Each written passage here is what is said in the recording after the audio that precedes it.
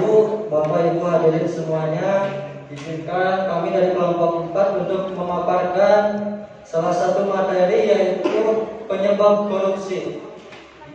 Yang pertama saya perkenalkan dulu anggota kelompok 4. Ada Bapak Aldiansyah, SPD. Yang kedua ada Bapak Andi Rizky Ramadan, SPD. Yang ketiga ada Bapak Asep Arianabi. Dan yang keempat ada Ibu Sri Rahayu Lestari.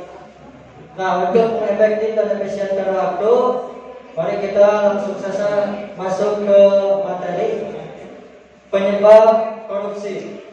Next. Kami mengutip dari Jurnal Keadilan Progresif Fakultas Hukum Universitas Padang Lampung. Sumbernya sudah tercantum, jadi silakan kalau mau lihat sumbernya bisa di copy link yang ada di bawah. Penyebab korupsi ini terbagi kepada dua aspek. Yang pertama ada faktor internal, yang kedua ada faktor eksternal. Faktor internal terbagi ke dalam dua bagian. Yang pertama ada aspek perilaku individu. Kita bahas satu persatu. Aspek perilaku individu ini terjadi karena diri sendiri, bukan karena orang lain.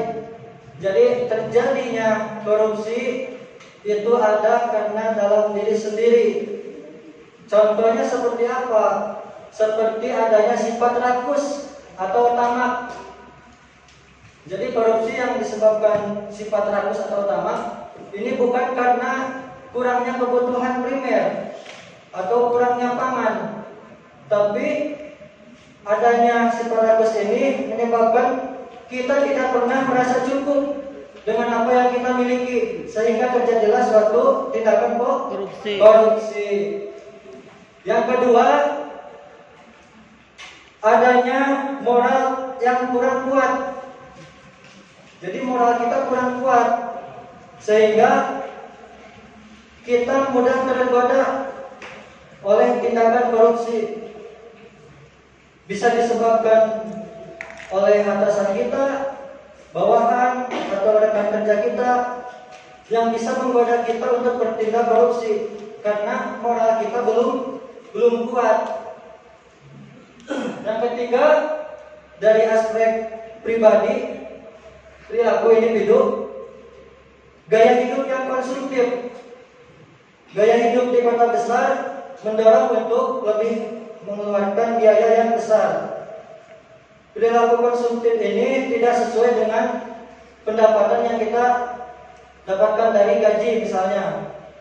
Jadi sangat beda sekali pendapatan kita dengan pengeluaran kita itu berbeda. Apalagi dengan gaya hidup yang lebih besar. Gaya hidup kita di Ciamis dengan gaya hidup orang yang di Bandung itu berbeda. Di Ciamis cilok masih 500. Di Bandung mungkin sudah 5.000.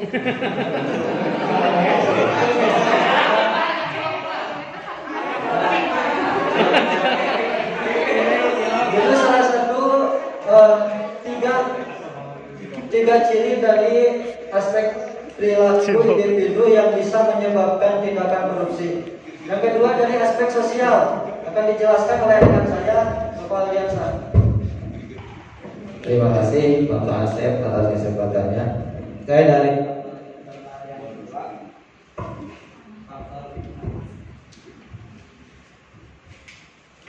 dari faktor internal yang kedua adalah dari aspek sosial. Aspek sosial ini juga ada di faktor internal dan ada di faktor eksternal. Mungkin dari faktor internal yang ada di aspek sosial, selain datang dari diri kita sendiri, penyebab korupsi itu, yang lainnya juga datang dari aspek keluarga. Keluarga juga bisa mendukung kita untuk berbuat korupsi. Misalnya kita dengan tetangga kita ada di jabatan yang sama, misalkan si A jabatan sama dengan kita, tapi dia bisa lebih kaya dari kita. Lalu datang dari dorongan keluarga, misalkan dari istri, Pak, si anu mau kabuli itu, nah orang buat kabuli, nah itu bisa gogoda istilahnya. karena itu seperti itu. Yang kedua, faktor eksternal aspek sosial yaitu datang dari lingkungan sosial. Misalkan dari lingkungan pekerjaan kita, dari sistem yang kurang baik, lalu kita terbiasa dengan sistem memberi. Seperti tadi ayat KMU, tapi memberi salah gunakan, penggunaannya tidak tepat, jadi suka dijadiin alasan. Nah, misalkan ini padahal mah nanda tangan teh babari gampang, tapi kusabab yang dibere mau diberi alasannya ada aja. Misalkan deh, Pak, orang tanda tangan ini kayaknya nggak bisa sekarang, ada ini. Nah, mungkin itu dari aspek sosial yang ada di penyebab eksternalnya. Untuk selanjutnya saya serahkan kepada Bapak Adi.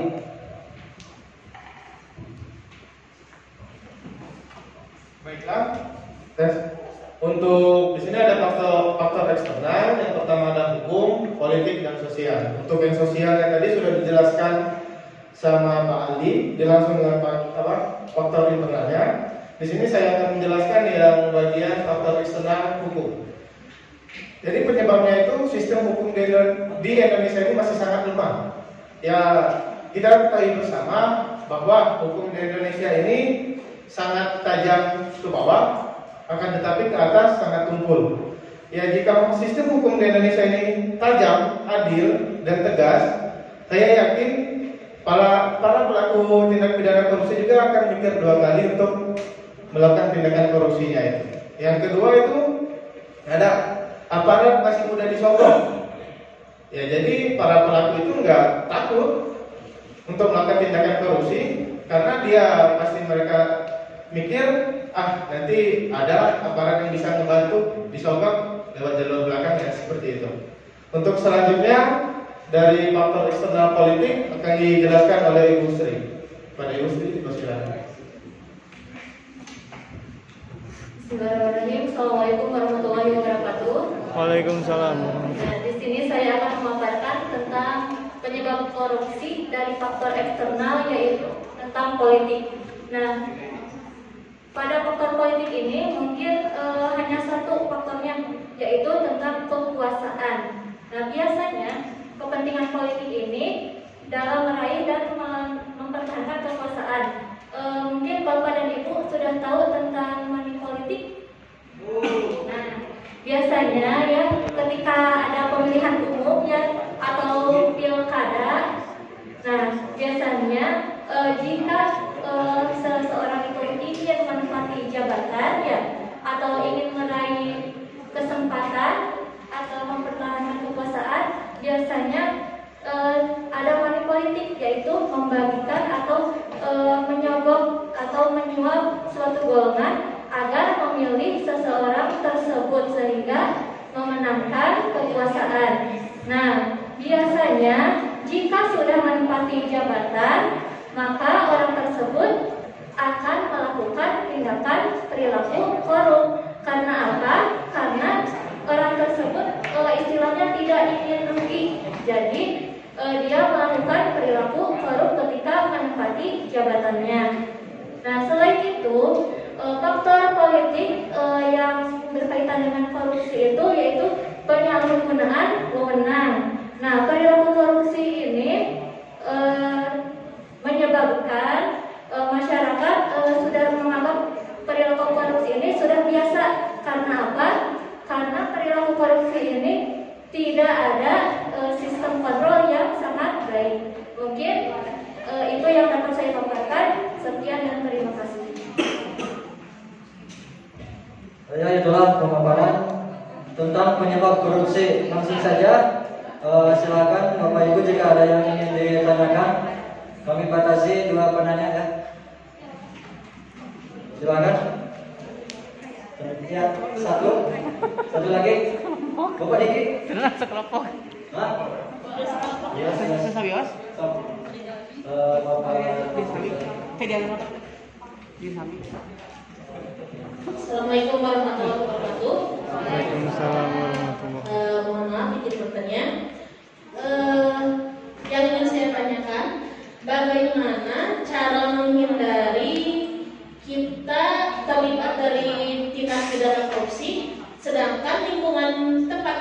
kinerja kita kan sangat berpengaruh ya. Misalnya misalkan ada rekan-rekan atau atasan kita yang berbuat seperti itu, kita tidak sejalan. Nah, di sini cirian gitu kan ya. Bagaimana caranya Pak untuk menghindari tindakan korupsi? Terima kasih. Assalamualaikum warahmatullahi wabarakatuh. Waalaikumsalam warahmatullahi wabarakatuh. Silakan Pak Dik. Terima kasih Pak Asep. Baik, dari penjelasan tadi ada penjelasan yang mengenai sistem kontrol korupsi yang kurang baik. Untuk pernyataan ini yang belum saya pahami itu mengenai sistem kontrolnya itu seperti apa yang dikatakan kurang baik. Karena untuk saat ini pemerintah itu terus menggembor-gemborkan mengenai pencegahan perilaku korupsi. Kemudian sistem kontrol seperti apa yang sudah diterapkan, kemudian bisa dikatakan sistem kontrol tersebut kurang baik dan indikatornya dari sistem tersebut seperti apa, barangkali bisa dijelaskan kembali karena ini berkaitan dengan perilaku korupsi yang memang saat ini juga masih terus-terusan ada. Kalau memang itu berawal dari sistem kontrolnya yang kurang baik, mungkin bisa dijelaskan kembali. Terima kasih. Assalamualaikum warahmatullahi wabarakatuh. Waalaikumsalam. Waalaikumsalam warahmatullahi wabarakatuh. Terima kasih Bapak Dik dan Ibu Dian.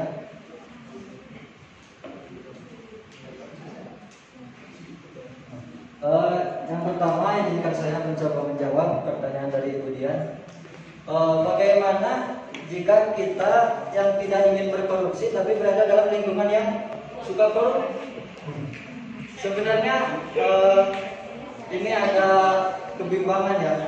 Kalau saya ada di posisi itu, pernah dibahas sebelum-sebelumnya dalam diskusi, ada seseorang yang sengaja mengundurkan diri karena keadaan di kantor dan keadaan sifat pribadi tidak sesuai.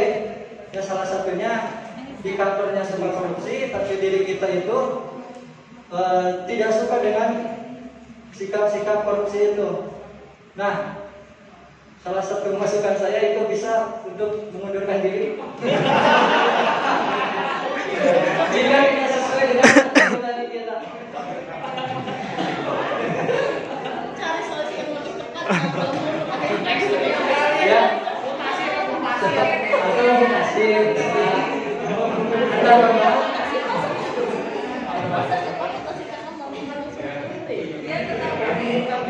Ya, karena ada kasus pernah kita diskusi sebelumnya kan? Ya, pernah kita diskusi sebelumnya ada kasus seperti itu.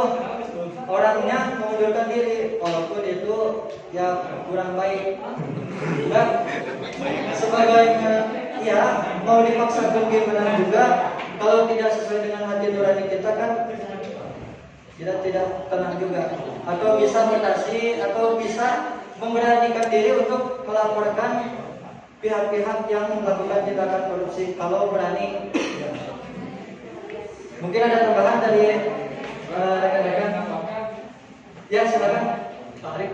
Sedikit menambahkan dari pertanyaan Budian tadi, memang sedikit agak kebingungan mungkin ya untuk kita yang berada di levelnya bawah. Soalnya seperti yang betul tadi, sosial cirian, karena kita itu di bawah, termasuk kalau kita datang di situ. Nah, menurut saya kita nggak perlu mengundurkan diri karena kita tidak salah. Nah, akan tetapi coba kita berdedikasi berjuang untuk supaya kita selevel dengan mereka. 10 tahun ke depan bisa kita selevel sama mereka, gitu. Itu jadi hal-hal seperti itu buatan motivasi untuk kita. Kalau misalkan nanti kita menjabat jabatan tersebut tidak boleh seperti itu, gitu aja mungkin. Karena kan kalau misalkan mengundurkan diri kata kayak masuk. Ya, terima kasih Pak Arif. Gimana kemudian Mas? Iya, karena memang hal seperti itu sudah ada, maaf ya, sudah terjadi mungkin di Kabupaten Ciamis. Karena saya pernah mendengar cerita dari teman saya bahwa di salah satu dinas di Ciamis ada satu orang yang tidak bisa diajak untuk korupsi, sehingga dia di alih kerjakan ya, karena ia memang disediakan. Ya, yang kedua pertanyaan dari Bapak Dik akan dijawab oleh ya, kasih ke Bapak dulu 1 menit. Kita menjawab bahwasanya tadi Pak Dik bertanya sistem kontrol yang kurang baik. Nah, sistem kontrol yang kurang baik tadi disampaikan dalam hal penyebab dari politik ya. Karena memang dalam hal politik itu yang memiliki wewenangnya itu partai politik. Nah, jadi dalam hal ini sistem kontrol yang ada kurang bisa dimanage, walaupun ada bagian-bagian yang mengurus tentang korupsi, sehingga masih bisa untuk ditutup-tutupi. Jadi sistem kontrolnya itu memang tidak jelas. Seperti itu. Ada tambahan? Rekan-rekan? Gimana Pak Dik? Cukup? Ya. Terima kasih semua. Kami dari kelompok 4 mungkin cukupkan sekian. Mohon maaf atas segala kekurangan dalamnya. Pesan dari kami kelompok 4, Quran surat Al-Baqarah ayat 188. Wala taqulu amwalakum bainakum bil batil. Dan janganlah kalian memakan harta sebagian dari kalian dengan cara yang batil. Wassalamualaikum warahmatullahi wabarakatuh.